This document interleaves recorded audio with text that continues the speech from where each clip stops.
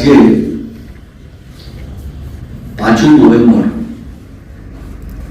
2025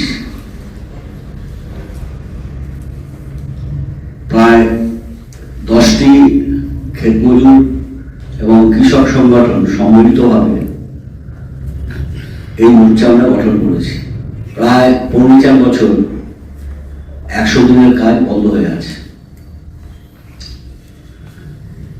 high court রায় দিয়েছিল 1 August 2025 থেকে এই কাজ, যে আইনের অধিকার, এই কাজ চালু করতে হবে ওয়েস্ট বেঙ্গলে। কিন্তু দেখা যাচ্ছে সেই কাজ শুরু হতো দূরের কথা, এর জন্য কোন রকম তৎপরতা কেন্দ্রীয় সরকার এবং রাজ্য সরকারের নেই।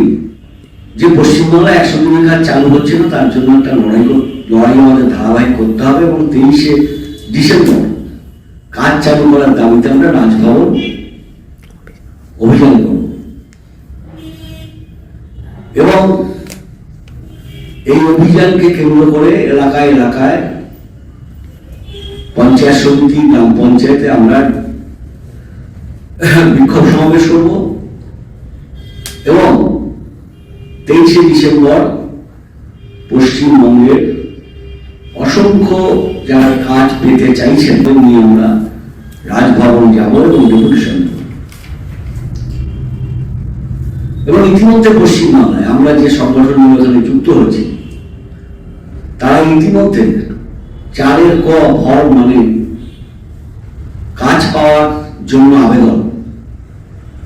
আমাদের কাছে যা খবর আছে, আমাদের এই 10-12টি সংগঠন মিলিতভাবে পশ্চিমবাংলায় প্রায় 20 থেকে 25 লক্ষ 4 ক ভর তারা জমা দিয়েছে বিভিন্ন ব্লকে, বিভিন্ন গ্রাম পঞ্চায়েতে কাজ পাওয়ার জন্য। শুধু জমা দেননি, পশ্চিমবঙ্গ ক্ষেতমজুর সমিতি যেমন হাইকোর্টে আবেদন করেছিলেন, এখনো কাজ পাওয়ার জন্য আরো মামলা হচ্ছে। এবং ভাতা, যে আইনে ছিল কাজ না পেলে ভাতা দিতে হবে, সেই ভাতার জন্য দরখাস্ত পূরণ করে ব্লক অফিসে, গ্রাম পঞ্চায়েত অফিসে জমা দিয়েছে। এনআরজি ছিল একটা অধিকার, কনস্টিটিউশনাল রাইট, যে মানুষ কাজ চাইলে কাজ পাবে, গরিব মানুষ কাজ চাইলে কাজ পাবে, এটা ছিল গ্যারান্টি, সাংবিধানিক অধিকার। এই সাংবিধানিক অধিকারটা ছিনিয়ে নিয়ে তারা এটাকে প্রকল্প করে দিচ্ছে। এখন যেটা বলছে যে কেন্দ্রীয় সরকার যা বরাদ্দ করে দেবে, নতুন যে আইন আনার জন্য তারা বিল পেশ করছেন, সেটা হলো যে VBGRAM বিল যেটা আনছে তারা, এটা হলো সেন্ট্রাল গভর্নমেন্ট বরাদ্দ করে দেবে। যা বরাদ্দ করে দেবে সেই বরাদ্দই মেনে নিতে হবে। আইন পাশ হওয়ার সময় আমরা ফিরিয়ে দেখেছি অ্যাকচুয়ালি একদিক থেকে কি আমরা কি করেছিলাম সে সময়। তো এরকম আমাদের সংগঠন 18 বছর ধরে আন্দোলন করলো এটা পাশ করার জন্য, এটা আইন, এই ধরনের আইনটা আনার জন্য। সারা ভারতে একটা মানে আন্দোলন চলেছিল। এটা কোনো সরকারের দেন ছিল না। এনআরজি ছিল সাধারণ মানুষের দাবি থেকে উঠা একটা আইন, আর সেই আন্দোলনটা চলেছিল ব্যাপকভাবে সারা ভারতের সব জায়গায় চলেছিল। আর কালকে আমরা একটা ক্লিপ দেখানো হচ্ছিল, আমাদের বন্ধুরা পাঠিয়েছিল, সেখানে দেখানো হচ্ছে যখন এনআরজি পাস হয়েছিল তখন কি হয়েছিল, আর আজকে যখন এই আইনটা পাস হয়েছে তখন আমরা দৃশ্যটা দেখছি লোকসভায় কিরকম কন্ট্রাস্ট আছে। যখন পাস হয়েছিল 2005-এ ইউনানিমাসলি পাস হয়েছিল। আপনারা যদি চান আমি আপনাদেরকে ক্লিপ পাঠাতে পারি। সবার মতামত নিয়ে পাস হয়েছিল, সবাই খুব আনন্দে পাস করেছিল যে এবারে গ্রামীণ মানুষের একটা কিছু ভালো হবে। কোনো যে পার্টি অপোজ করেছে ওটাকে সেই সময় সেটা ছিল না। আর যা আমরা খবর পাচ্ছি দিল্লি থেকে, যে রাজ্যসভার এমপিরা আছেন বা লোকসভার এমপিরা আছেন, তারা বলছেন এরা একদম দৃঢ় প্রতিজ্ঞ এটাকে পাস করার জন্য। কথা হচ্ছে কাজের যে সাংবিধানিক অধিকার, সেটার উপর হামলা। গ্রামের গরিবদের এই বলতে পারেন একটাই অধিকার ছিল, সাংবিধানিক ভাবে, আইনগত ভাবে পার্লামেন্টে, সেইখানটায় হামলা হয়েছে। মোদী যখন ক্ষমতায় এলো তখন এটাকে গাড্ডা খোঁড়ার কর্মসূচি বলেছিল, গর্ত খোঁড়ার কর্মসূচি। তারপরে ধারাবাহিকভাবে আমরা দেখেছি এই কর্মসূচিটাকে কি করে দুর্বল করে দেওয়া যায়, টাকা কমিয়ে দেয় ইত্যাদি ইত্যাদি। সবচেয়ে বড় আঘাতটা লেগেছে পশ্চিমবাংলার উপর। 4 বছর এখানে কাজটা বন্ধ, সেই নিয়ে কোর্টে মামলা এবং আইনের সেই জায়গাটা আছে বলেই এই মামলার ভিত্তিতেই আপনার রায়টা দিল। আমাদের যেটা মনে হয় এই যে আইনি ধাক্কা খেল, সাংবিধানিক অধিকার, পার্লামেন্টে পাস করা আইন, এইখান থেকে এসকেপ করার জন্য, এইখান থেকে সরে আসার জন্য তারা এই জায়গাটায় যাচ্ছে যেখানে আর আইনের অধিকার থাকছে না। 125 দিনের একটা কথা বলছে, এটা একটা ললিপপ ছাড়া কিছুই নয়। একটা আপনার সামনে ঝুলিয়ে দিচ্ছে, একটা বিভ্রান্ত করছে।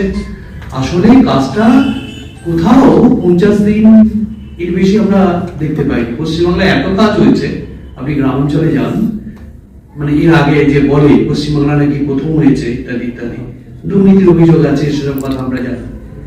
কিন্তু এই যে কথা বলে পশ্চিমবাংলা, সেখানেও দেখবেন 50 দিনের বেশি কাজ হয়নি। নীতিতে দাঁড়িয়ে যদি সরকার এটা করে তাহলে তো ভয়ঙ্কর। ফলে আমাদের তরফ থেকে আমরা এই বিলটা আমরা পেশ করেছি, আমরা প্রত্যাহারের দাবি তুলছি। কাজ কর দাবি জানিয়ে 4 ক ভাতার জন্য 4 খ, সেখানেও বাধা এই রাজ্যে পড়েছে। সবটা মিলিয়ে আমরা ভেবেছিলাম যে 23 তারিখে একটা পশ্চিমবাংলায় নাড়া দিতে পারবো এবং নাড়া দিতে হবে। নাড়া নিশ্চয়ই আমরা দেবো, কিন্তু তার সঙ্গে এখন যুক্ত হয়ে গেল আমরা অনেকদিন ধরে লক্ষ্য করছি, বিশেষত RSS এর পরিচালনায় এই সরকার, বিজেপি নরেন্দ্র মোদীর নেতৃত্বে প্রথম থাকতে এই যে গর্ত খোঁড়ার কাজ, অলাভজনক বিষয়, এই সমস্ত তারা বলে আসছে। বরাদ্দগুলো প্রথমের দিকে যা ছিল, পরপর ক্রম অনুসারে সেই বরাদ্দ কমতেছে। কোনো আলোচনা বাদ দিয়ে নতুন করে তারা বিল এনেছেন, নাম পরিবর্তন করছেন এবং সেখানে সেই বিলের উপরে পূর্ণাঙ্গ আলোচনার সুযোগ না দিয়ে সম্ভবত বিলটা পাস হয়ে গেল। আজকে লোকসভায় পাস হয়ে গেল, রাজ্যসভায় চলবে। আমাদের সংখ্যাটা হলেই 3টে কালা কৃষি আইন যখন ওরা চালু করবে বলে ঠিক করেছিল, রাজ্যসভায় কিন্তু চলছিল আলোচনা শেষ হয়নি। এদিকে রাজ্যসভায় আলোচনা চলছিল আর ওদিকে সিলমোহর করে গেল রাষ্ট্রপতি। জানি না এগুলো কি হচ্ছে না হচ্ছে, বা আমাদের সবারই এমন। এই সরকার কার্যত সংবিধানকে তোয়াক্কাই করে না।